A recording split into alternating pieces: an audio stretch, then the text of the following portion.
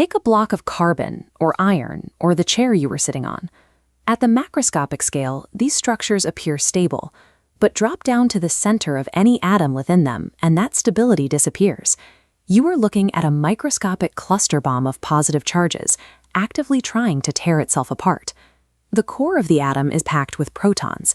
These are massive subatomic particles, and each one carries a positive electrical charge. The foundational law of electromagnetism dictates how these charges interact. Opposite charges attract, but identical charges must push away from one another. This repulsion is governed by a strict proximity variable. As you force two positive charges closer together, the outward pressure driving them apart scales up exponentially. In macroscopic engineering terms, holding just two protons flush against each other requires pounds of raw physical load, concentrated down to a point billions of times smaller than a pinhead. This chart maps the repulsive force scaling against distance. As the space between protons shrinks down to a single femtometer, the repulsive force on the y-axis escalates toward infinity. Looking at a standard carbon atom, which packs 6 protons into this tiny volume, we can calculate the theoretical explosive yield. If no other forces intervened, the carbon atom would immediately detonate, firing its protons outward at a significant fraction of the speed of light. Every calculation dictates that atomic nuclei should detonate on formation, yet we exist in a world filled with stable, solid matter. Atomic stability is not a passive default. It relies on a localized mechanical override to counter the constant repulsive pressure between protons. To prevent electrostatic detonation, the universe utilizes a brute force structural override. A counterforce physically crushes these protons together against their electromagnetic drive. That mechanical failsafe is the strong nuclear force. At extremely close range, the raw mechanical advantage of the strong interaction is immense. It operates at approximately 137 times the strength of the electromagnetic force, easily overpowering the repulsion between the protons. But the two forces operate on different spatial parameters. Electromagnetism has an infinite reach, stretching across galaxies. The strong force is strictly localized to a range of a few femtometers. This composite graph maps the functional ranges of both forces. The red curve is the repulsive electromagnetic force, pushing outward.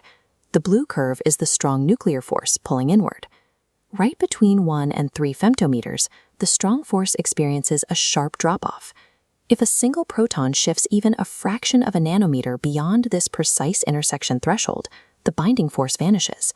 But the electromagnetic repulsion is still active, and it takes over instantly. When protons cross this exact mechanical limit, the nucleus violently tears itself apart. We observe this specific threshold failure as nuclear fission. At the same time, this absolute distance limit serves a protective function. If the strong force didn't drop off so sharply, it would continue pulling matter together indefinitely, eventually collapsing everything into a single hyperdense point. Instead, the distance drop-off creates a subatomic trench. Protons are trapped in a narrow spatial pocket where they can neither collapse completely nor immediately detonate. If we shift our focus inward, moving past the interaction between protons to the internal mechanics within a single proton, the structure becomes more volatile. The proton itself is not a solid sphere. It is constructed from smaller building blocks known as quarks.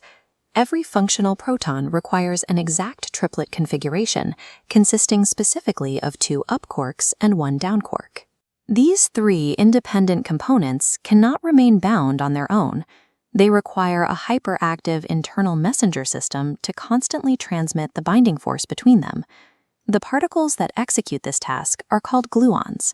They are massless gauge bosons that act as the physical glue between the quarks. Gluons do not interact using standard electrical charge. They operate on a specific gauge known as color charge, which comes in 3 types, red, green, and blue, and dictates an entirely separate set of behavioral rules. This diagram illustrates that internal messenger system. Gluons are constantly exchanged between the quarks, generating a dynamic, perpetually vibrating web of kinetic connections. It is this relentless exchange, rather than the material of the quarks themselves, that generates the proton's mass. The energy of these vibrating kinetic connections accounts for 99% of the total system mass. A proton, therefore, is not a solid, static object. It is a chaotic storm of bound kinetic energy. This chaotic storm is governed by a principle called color confinement.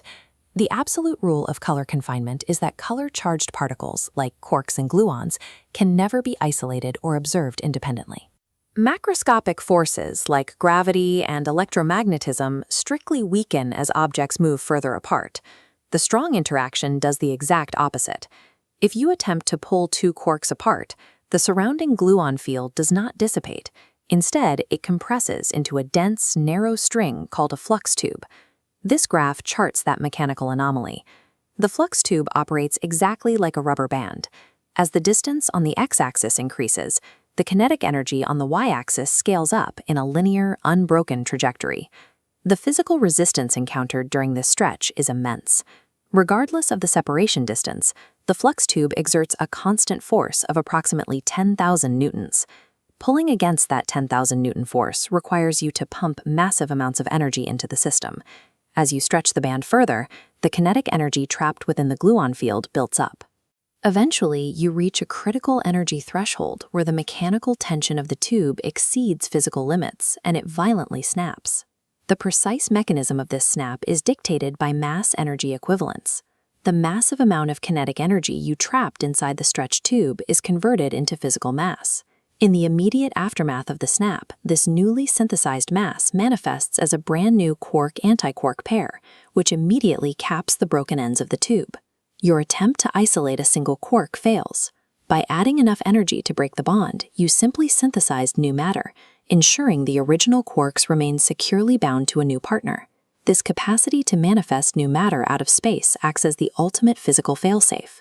Quark isolation is structurally impossible. Shifting back out to the complete atomic nucleus, we have to reevaluate its structure using these roles of gluonic tension. Macroscopic stability is a product of these subatomic forces remaining in a state of continuous, active balance. The structural failsafe operates on two scales: the residual strong force bridging the gaps to lock protons together, and the internal color force locking quarks together. Pushing these systems past their breaking points yields entirely different failure modes.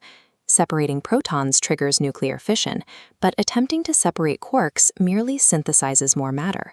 This explains the outcome of high-energy particle accelerator experiments. For decades, researchers have collided particles at near light speed to locate a single free quark. Every attempt has failed. Instead of emitting freely moving individual components, high-energy collisions produce cascading jets of newly formed clustered hadrons. The energy of the impact simply weaves more connections. The subatomic environment is a landscape of taut, unbreakable kinetic tethers that hold these particles in a state of permanent high-energy tension. The atomic nucleus maintains its existence through a permanent stalemate between the explosive drive of electrostatic repulsion and the inescapable grip of structural confinement.